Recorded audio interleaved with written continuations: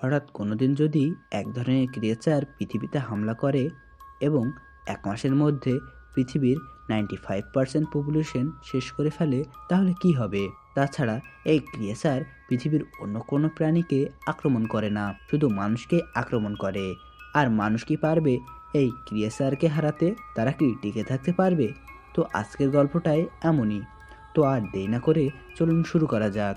শুরুতেই আমাদেরকে বলা হয়, একদিন হঠাৎ করে এক ধরনের ক্রিয়েচার মাটির নিচে থাকা সিঙ্কহোল থেকে উপরে উঠে মানুষদেরকে মারতে থাকে।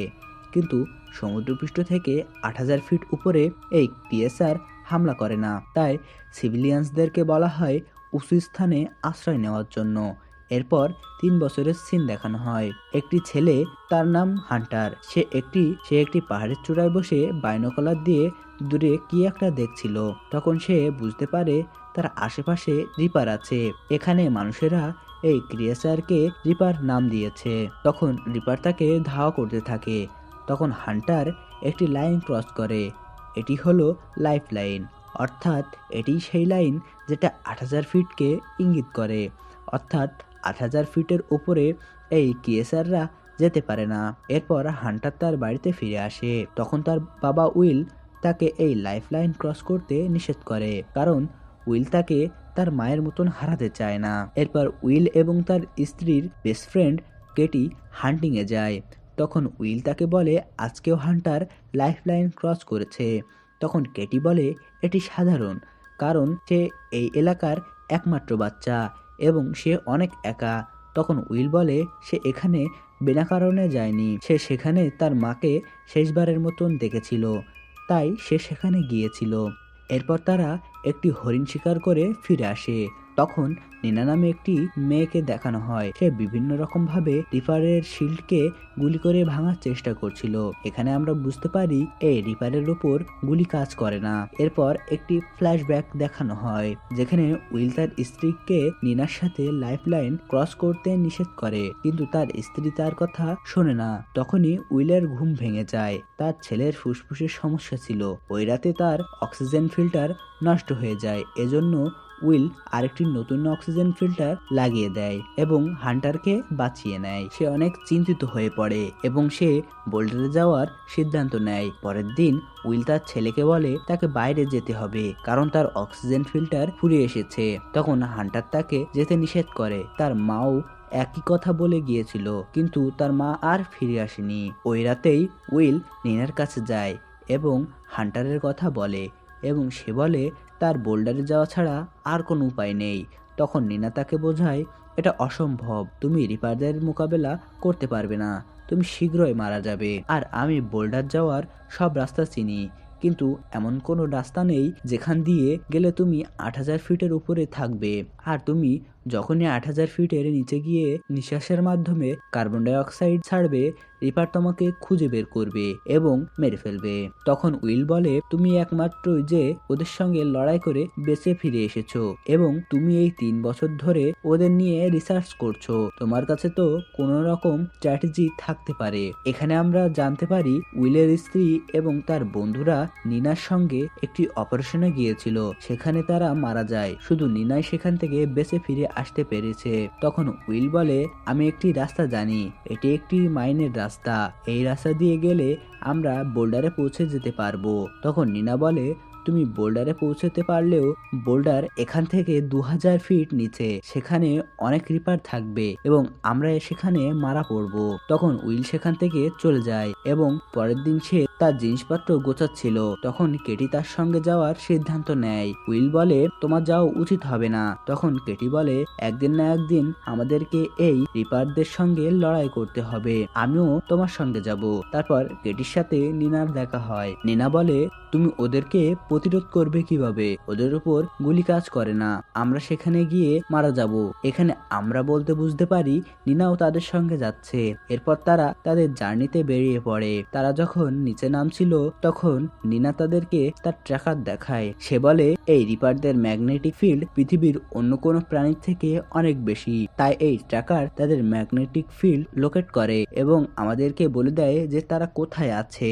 এরপর তারা লাইফ লাইন ক্রস করে। কিছুক্ষণ পরে তারা স্কিপ এরিয়াতে পৌঁছায়, যার উচ্চতা ছিল ৭৬২০ ফিট। তখন উইল বলে ওই চূড়াটা ৮০০০ ফিটের উপরে, এই স্কিপের মাধ্যমে আমরা সেখানে যেতে পারি। তখন নিনার ট্রাকার সিগন্যাল দিতে শুরু করে। তখন তারা দেখে তাদের দিকে একটি রিপার ধেয়ে আসছে। তখন কেটি গ্রেনেড লঞ্চার দিয়ে তাকে শুট করে, কিন্তু ওই রিপারের কিছু হয় না। তখন তারা সেখান থেকে ওই স্কিপে চড়ে ৮০০০ ফিটের ওপরে অর্থাৎ লাইফ লাইন ক্রস করতে থাকে, কিন্তু ওই রিপার ওই স্কিপকে ডিসলাইন করে ফেলে। কিন্তু তারা কোনো মতে লাইফ লাইন ক্রস করে ফেলে, ফলে রিপার তাদেরকে আক্রমণ করতে পারে না। ওইখানে একটি রিসোর্ট ছিল, সেখানে তারা রাত কাটায়। ওখানে নিনা বলে আমার ৩ বছর রিসার্চে আমি জানতে পেরেছি এরা খাওয়ার জন্য মানুষ মারে না, এরা মানুষ মারে মজার জন্য। এরপরের দিন সকালে তারা ওই মাইনে পৌঁছে যায়, যার উচ্চতা ৮০৯২ ফিট। তখন উইল তাদেরকে বলে তারা এখন লেভেল 9-এ আছে, তারা সিঁড়ির মাধ্যমে লেভেল 8 দিয়ে অন্য পাশে পৌঁছাবে এবং সেখান থেকে বোল্ডার মাত্র ১৯ কিলোমিটার। তখন নিনা বলে তুমি কিভাবে জানলে যে এই টানেল ৮০০০ ফিটের উপরে আছে? এটা তো এমন হতে পারে এটা ৮০০০ ফিটের নিচে। তখন উইল বলে এটি মাত্র ১১৯ ফিট নিচ দিয়ে, অর্থাৎ সেখানে রিপার থাকবে। তাদের কাছে অন্য কোনো অপশন না থাকায় তারা সামনে এগোতে থাকে। তখন তারা দেখে লেভেল 8 এর গেট সিল করা। এজন্য উইল সিদ্ধান্ত নেয় যে তারা লেভেল 7 দিয়ে যাবে, যা সেফ লাইন থেকে ৯১৪ ফিট নিচে ছিল। তখন নিনা বলে এটা তো আত্মহত্যা করার মতন হয়ে যাবে, এজন্য উইল বলে এটা আমি একাই করতে চাই, তোমরা সবাই ফিরে যাও। তখন তারা বলে তারা তার সঙ্গেই থাকবে। যখন তারা লেভেল 7-এ পৌঁছায় তখন তারা বুঝতে পারে তাদের আশেপাশে রিপার আছে এবং তারা যখন তাদের লাইট অফ করে তখন তারা রিপারদের আওয়াজ শুনতে পায়। তখন তারা রিপারের হাত থেকে বাঁচার জন্য একটি ছোট গুহার ভিতরে ঢুকে যায়। তখন রিপার তার লেজে থাকা সেন্সর দিয়ে তাদের নিঃশ্বাস বোঝার চেষ্টা করছিল। তখন নিনা একটি ফ্লেয়ার গানের মাধ্যমে তাকে ডিস্ট্র্যাক্ট করে ফেলে এবং কেটি একটি জায়গা থেকে আলো দেখতে পায়। তখন সে তাড়াহুড়ো করে সেখান থেকে বেরিয়ে যায়, কিন্তু সেখানে একটি রিপার ছিল। রিপার তার টেন্টিকলস কেটির বুকে ঢুকিয়ে দেয় এবং তাকে টেনে নিয়ে যায়, যার জন্য উইল এবং নিনা কিছুটা সময় পেয়ে যায় এবং তারা সেই টানেল থেকে বেরিয়ে আসে। তাদের কেটির জন্য দুঃখ হলেও তারা কিছু করতে পারতো না, এজন্য তারা সেখানে দাঁড়িয়ে না থেকে সামনে এগোতে থাকে। তারা একটি জায়গায় গিয়ে একটি ভাঙা বাড়ি দেখতে পায়, সেখানে তারা রাত কাটানোর সিদ্ধান্ত নেয় এবং তারা সেখানে একটি গাড়িও পায়, যে গাড়িটার কন্ডিশন অনেক ভালো ছিল। রাতে ডিনারের সময় নিনা উইলকে বলে সে মনে করে এই রিপারদের প্রোটেকশন ভাঙা সম্ভব, এর জন্য তাকে তার ল্যাবে যেতে হবে। সেখানে এক ধরনের কেমিক্যাল আছে যার মাধ্যমে ওই রিপারদের মারা সম্ভব। যেহেতু এই কেমিক্যাল আনার জন্যই উইলের স্ত্রী এবং নিনার গ্রুপ বিল্ডারে গিয়ে মারা গিয়েছিল, এজন্য উইল তাকে বিশ্বাস করে না।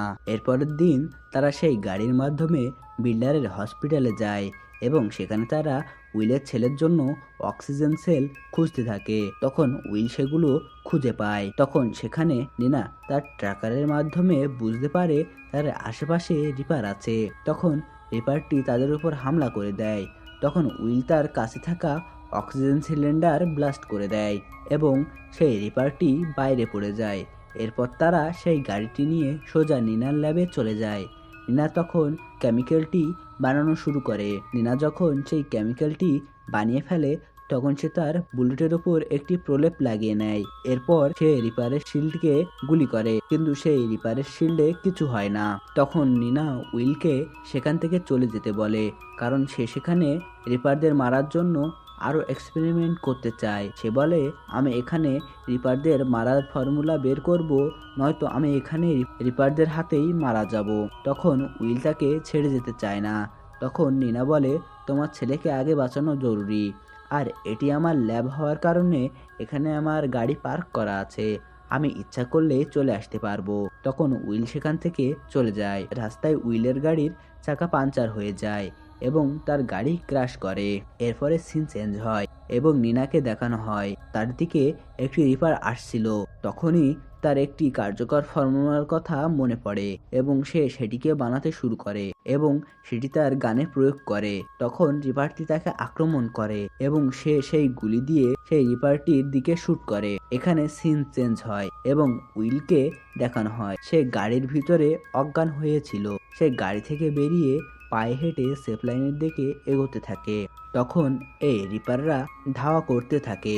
তখন সে সেফ লাইনের অনেক কাছে চলে এসেছিল, কিন্তু হঠাৎই একটি রিপার তার সামনে চলে আসে এবং সে রিপারটিকে গুলি করতে থাকে। কিন্তু রিপারের উপরে গুলির কোনো কাজ হয় না, সে হার মেনে নিচ্ছিল। তখন একটি গুলি এসে ওই রিপারের গায়ে লাগে এবং রিপারটি সেখানেই মারা যায়। এই গুলিটি চালিয়েছিল নিনা, অর্থাৎ নিনা এই রিপারদের মারার ফর্মুলা বের করে ফেলেছিল। তখন নিনা তার কাছে থাকা সব রিপারদেরকে মেরে ফেলে। তখন নিনা এবং উইল ওই রিপারদের অবশিষ্ট অংশ দেখে বুঝতে পারে এরা কোনো আসল ক্রিয়েচার না, এরা হলো মেশিন। এদেরকে কেউ পাঠিয়েছে। এরা অন্য কোনো প্রাণীকে টার্গেট করতো না, এদের কাজই হলো মানুষদেরকে মারা। আর এদেরকে এমনভাবে প্রোগ্রামিং করা হয়েছিল যে এরা ৮,০০০ ফিটের ওপরে উঠতে পারতো না। এই রিপারদেরকে কারা বানিয়েছিল কেউ জানে না। এরপর বাকি মানুষরা এটা জেনে যায় যে রিপারদেরকে কিভাবে মারতে হয় এবং তারা বেরিয়ে পড়ে রিপারদেরকে মারার জন্য। আমাদেরকে শেষে দেখানো হয় সবাই ওই রিপারদেরকে মারছে। আর এখানে এই মুভিটি শেষ হয়ে যায়। এখানে আমাদেরকে বলা হয়নি যে এটা কিভাবে পৃথিবীতে এসেছিল এবং তাদেরকে কে পাঠিয়েছিল, যা হয়তো আমরা এই মুভির সেকেন্ড পার্টে দেখতে পারবো। তো বন্ধুরা, এই মুভির সেকেন্ড পার্টটি দেখার জন্য আমাদের চ্যানেলটিকে সাবস্ক্রাইব করে রাখুন, যাতে মুভিটি আসার সাথে সাথে আপনারা নোটিফিকেশন পেয়ে যান। যদি ভিডিওটি ভালো লেগে থাকে তাহলে আমাদের সাথেই থাকবেন। ধন্যবাদ।